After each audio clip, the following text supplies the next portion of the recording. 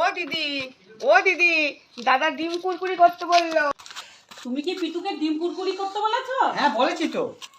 অত পারবো না ফাইভ আমার শুনতে। যেখান থেকে আমাকে নিয়ে এসছো বাপের বাড়িতে আমাকে দিয়ে এসো।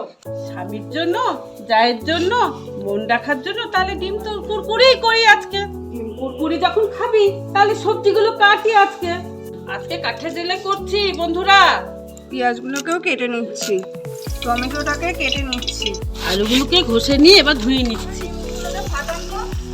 কি ডিম ফাটানো হচ্ছে? ফাটাচ্ছি তো। তেল দিলাম, আলুগুলোকে ছেড়ে দিলাম। আলুগুলো ভাজা ভাজা হয়ে গিয়েছে, এবার পেঁয়াজগুলোকে দিয়ে দিলাম, রসুনগুলো দিলাম, টমেটো, জিরে, হলুদ, তেল, নুন সব একসঙ্গে দিয়ে দিলাম।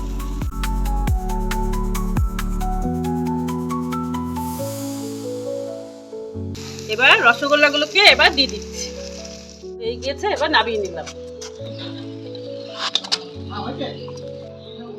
ডিম কুরকুরি।